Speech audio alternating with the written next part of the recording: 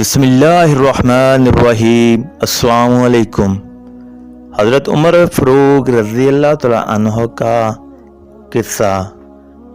حضرت عمر رضی اللہ تعالیٰ عنہ جن کے پاک نام پر آج مسلمانوں کو فخر ہے اور جن کے جوش ایمانی سے آج 1300 برس بعد کافروں کے دلوں میں خوف ہے، اسلام لانے سے قبل مسلمانوں کے مقابلہ اور تکلیف پہنچانے میں بھی ممتاز تھے، نبی کریم صلی اللہ علیہ وآلہ وسلم کے قتل کے در پہ رہتے تھے۔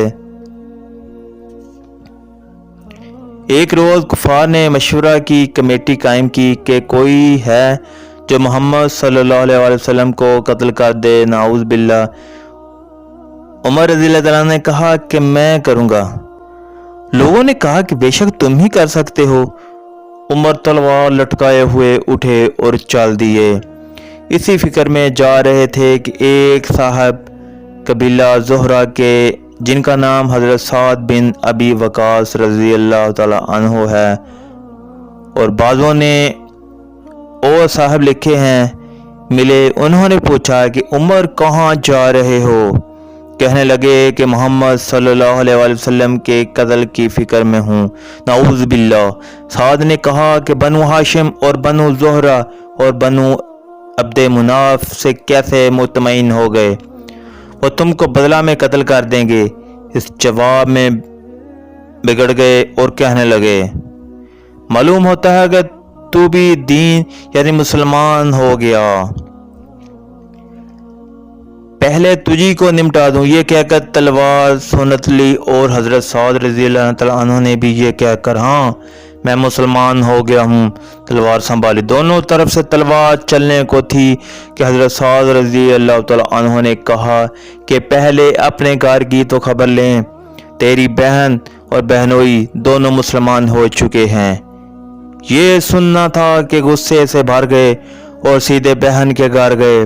وہاں حضرت خباب رضی اللہ تعالیٰ عنہ جن کا ذکر نمبر 6 پر گزرا، کواڑ بند کیے ہوئے ان دونوں میاں بیوی کو قرآن شریف پڑھا رہے تھے۔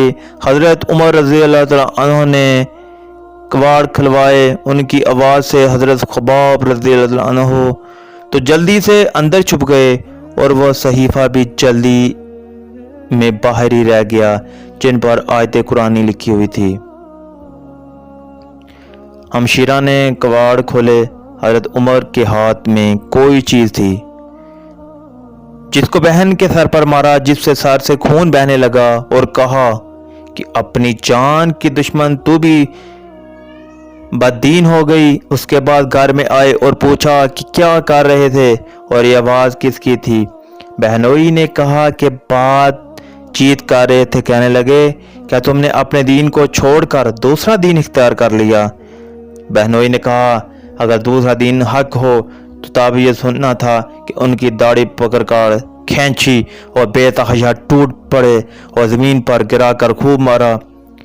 بہن نے چھڑانے کی کوشش کی تو ان کے منہ پر ایک تماچا اس زور سے مارا کہ خون نکل آیا۔ وہ بھی آخر عمر ہی کی بہن تھیں۔ کہنے لگی کہ عمر ہم کو اس وجہ سے مارا جاتا ہے کہ ہم مسلمان ہو گئے۔ بے شک ہم مسلمان ہو گئے ہیں، جو تجھ سے ہو سکے تو کر لے۔ اس کے بعد حضرت عمر کی نگاہ اس صحیفہ پر پڑی جو جلدی میں باہر رہ گیا تھا اور غصہ کا جوش بھی اس مار پیٹ سے کم ہو گیا تھا اور بہن کے اس طرح خون میں بھر جانے سے شرم سی بھی آ رہی تھی۔ کہنے لگے کہ اچھا مجھے دکھلاؤ یہ کیا ہے؟ بہن نے کہا کہ تو ناپاک ہے اور اس کو ناپاک ہاتھ نہیں لگا سکتے۔ ہر چند اصرار کیا مگر وہ بے وضو اور غسل کے دینے کو تیار نہ ہوئے۔ حضرت عمر نے غسل کیا اور اس کو لے کر پڑھا۔ اس میں سورہ طٰہٰ لکھی ہوئی تھی، اس کو پڑھنا شروع کیا۔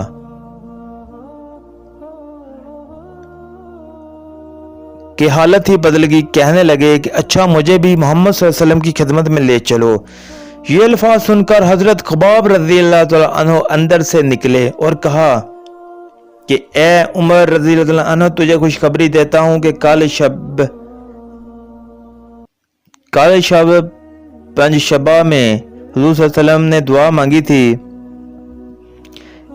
کہ یا اللہ، عمر رضی اللہ تعالیٰ عنہ اور ابو جہل بھی جو تجھے زیادہ پسند ہو، اس سے اسلام کو قوت عطا فرما۔ یہ دونوں قوت میں مشہور تھے۔ معلوم ہوتا ہے کہ حضور صلی اللہ علیہ وسلم کی دعا تمہارے حق میں قبول ہو گئی۔ اس کے بعد حضور اقدس صلی اللہ علیہ وسلم کی خدمت میں حاضر ہوئے اور جمعہ کی صبح کو مسلمان ہوئے۔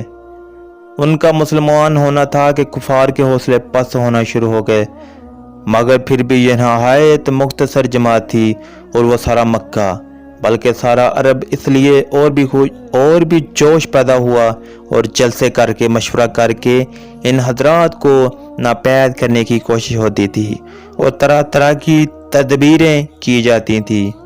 تاہم اتنا ضرور ہوا کہ مسلمان مکہ کی مسجد میں نماز پڑھنے لگے۔ حضرت عبداللہ بن مسعود رضی اللہ تعالیٰ عنہ فرماتے ہیں کہ عمر رضی اللہ تعالیٰ عنہ کا اسلام لانا مسلمانوں کی فتح تھی، اور ان کی ہجرت مسلمانوں کی مدد تھی، اور ان کی خلافت رحمت تھی۔ جزاکم اللہ۔